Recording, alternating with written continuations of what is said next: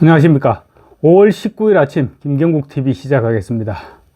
한동훈 전 국민의힘 비상대책위원장이 어젯밤 늦게 페이스북에 두 번째 메시지를 올렸습니다. 한동훈의 정치 행보에 속도가 붙는 것이 아니냐, 이런 해석이 뒤따르고 있습니다. 첫 번째 메시지가 지난 4월 21일이었죠. 총선 패배 이후 한 열흘 남짓 지났을 때인데, 그때 당시 홍준표 대구시장의 계속되는 시비와 책임론, 그게 맞받아치는 일종의 정치적 메시지였습니다. 한동훈 위원장의 첫 번째 메시지는. 그렇다면 이번 두 번째 메시지는 정책 이슈와 관련한 메시지였습니다. 개인 해외 직구와 관련한 자신의 의견을 피력한 것입니다. 지금 논란이 되고 있는 국가통합인증마크 KC죠. KC 인정을 받지 않은 제품의 해외 직구 금지 정책에 대한 반대 견해를 나타낸 것입니다.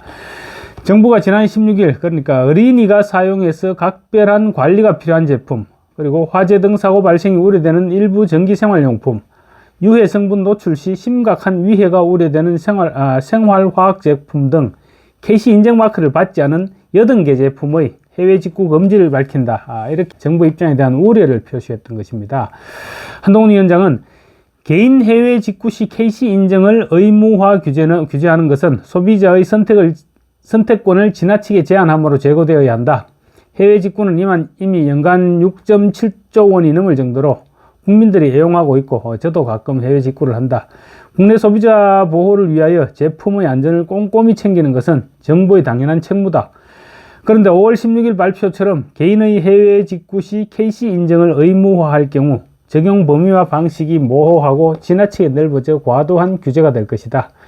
우리 정부는 규제를 과감히 혁파하고 공정한 경쟁과 선택권을 보장하는 정부입니다. 이렇게 적었습니다. 정치 복귀 선언은 아니죠. 그렇지만 적어도 페북 정치는 시작했다. 이렇게는 볼 수 있을 것 같습니다. 그래서 앞으로도 우리 정책 현안, 민생 현안에 대한 견해는 아마 종종 페이스북을 통해서 견해를 밝히지 않을까, 이렇게 예상할 수 있을 것 같습니다. 그리고 또 앞으로 이렇게 이제 현안에 대한 자기의 견해를 밝히기 시작한 이상 앞으로의 행보에도 속도가 붙지 않을까, 이렇게 전망됩니다. 지금 국민의힘뿐만 아니죠. 정치권 전체가 한동훈 전 위원장의 전당대회 출마 여부에 촉각을 곤두세우고 있습니다. 그도 그럴 수밖에 없는 것이, 한동훈 전 위원장이 출마하면 현재로서는 여당 대표가 될 가능성이 굉장히 높습니다. 그러니까 출마 여부에 관심이 쏠릴 수밖에 없고요. 한동훈 전 위원장이 출마하면 결국은 우리 정치판 전체의 판도 전체에 영향을 끼치게 되는 것입니다. 정치권의 현재 시각은 일단 한동훈 전 위원장이 출마할 것이다, 이런 쪽에 더 무게가 실리고 있습니다. 출마 타이밍을 저울질하면서 본격적으로 명분을 축적해 나가는 것이 아니냐, 이런 추측도 나오죠. 한동훈 전 위원장 총선 패배 이후 움직임을 보면 지금 점차 속도가 가속되고 있다, 이런 것을 느낄 수 있습니다.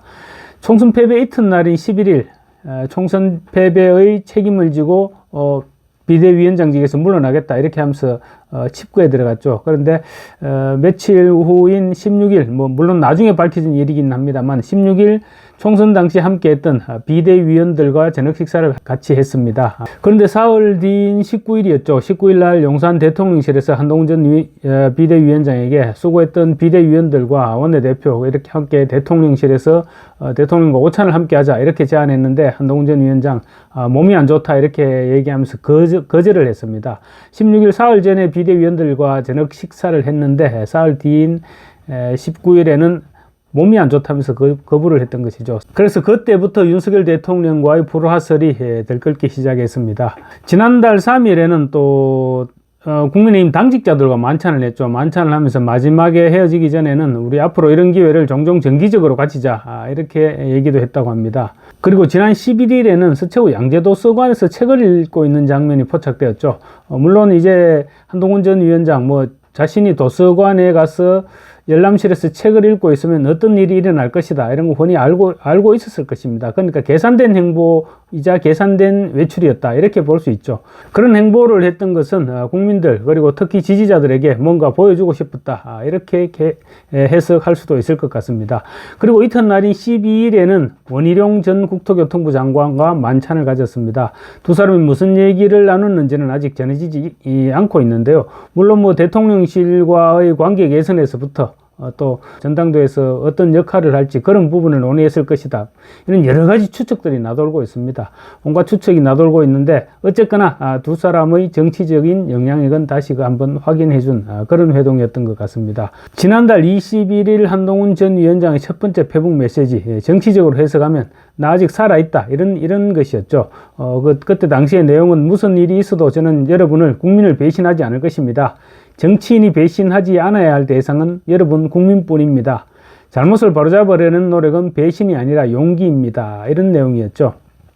그러니까 홍준표 대구시장의 배신자론에 대해서 반박하면서 그리고 자신이 진심을 알아주지 못한 윤석열 대통령에 대한 원망으로 해석되는 그런 문구였습니다.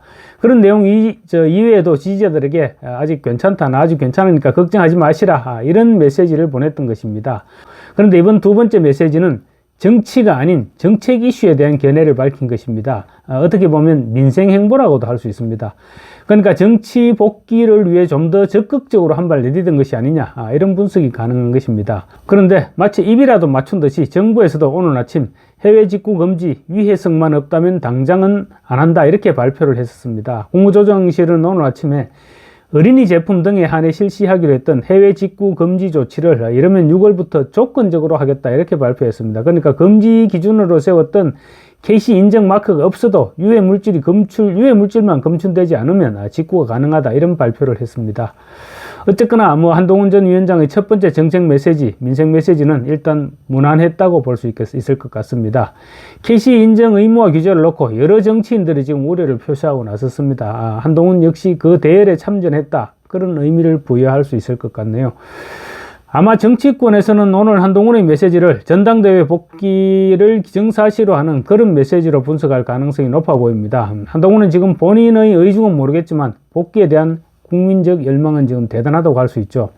갈피를 잡지 못하는 여당을 이끌어갈 적임자로 한동훈 전 위원장을 보고 있는 것입니다. 지금 국민의힘 분위기로 볼 때 한동훈 위원장 이외에 그렇게 마땅한 대안도 없어 보인다는 것이죠. 앞으로 몰아칠 민주당과 이재명의 압도적인 의석을 바탕으로 한 의회 독재에 적절하게 맞서기 위해서는 또 적절하게 방어도 해야 되고 그러기 위해서는 한동훈이 적격이다. 이런 인식이 깔려 있는 것입니다. 지금 국민의힘 당내에서는 전당대회 백서 발간과 관련해서 한동훈 책임론을 둘러싼 갑론을박이 이어지고 있죠. 그런데 이런 시점에 한동훈 전 위원장이 그런 메시지를 던진 것은 정치에 복귀할 결심이 다가왔다는 암시가 아니냐 이런 분석도 없지 않습니다. 다만 이제 용산 대통령실과의 관계를 어떻게 설정할지 그 부분이 지금 아마 정치 복귀를 앞둔 한동훈 전 위원장의 최대 고민거리가 될 것 같은데요. 이 부분은 조만간 어떤 식으로든 매듭을 지을 것으로 그렇게 기대하고 있습니다. 오늘 정확하게는 어젯밤 늦게죠. 어젯밤 늦게 올린 한동훈의 메시지가 주목받는 것은 앞으로의 가능성 때문입니다. 한동훈 전 위원장이 정부 현안에 대한 목소리를 내는 것으로 사실상 본격적인 당권 레이스를 시작한 게 아니냐 이런 분석에 힘이 실릴 수밖에 없을 것으로 보입니다. 감사합니다.